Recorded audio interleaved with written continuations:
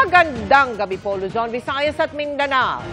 Iaapila ni Marikina Mayor Marcy Teodoro ang pagkansela ng Commission on Elections sa kanyang kandidatura sa pagka-congressman ng 1st District ng lungsod. Sabi ng COMELEC Bigo si Teodorong patunayan na 1 taon na siyang nakatira sa unang distrito ng lungsod na requirement para sa mga kumakandidato. Yan ang tinutukan ni Joseph Morong. Kinansela ng 1st Division ng COMELEC ang Certificate of Candidacy ni Marikina Mayor Marcy Teodoro para tumakbo bilang kongresista sa 1st District ng Marikina. Ang dahilan, may material misrepresentation daw o maling impormasyon si Teodoro sa kanyang COC tungkol sa residency o kung saan siya nakatira. Yung po kasing si Mayor Marcy ay nanggaling sa 1st District. Kung hindi tayo nagkakamali, noong April lumipat siya sa 2nd District. At pagkatapos, kung hindi tayo nagkakamali, August lumipat muli siya sa 1st District. So, ang assessment, ang sabi ng 1st Division, wala nang 1 year before the next election of May. Ang sabi po kasi ng ating batas, kinakailangan meron kang residence. Ang ginamit na word, residence of 1 year dyan sa mismong lugar kung saan katatakbo. 1 year.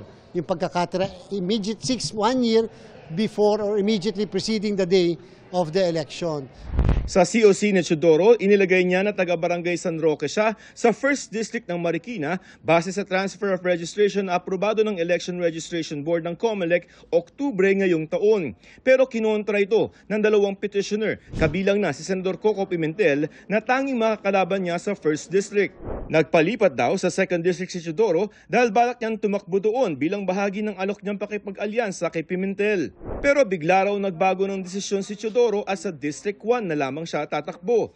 Kaya noong September 2024, nagpalipat siya sa 1st District na pinayagan daw ng lokal na COMELEC pero hindi ito pinalusot ng COMELEC 1st Division. Dito naging issue na nakatransfer ba ako?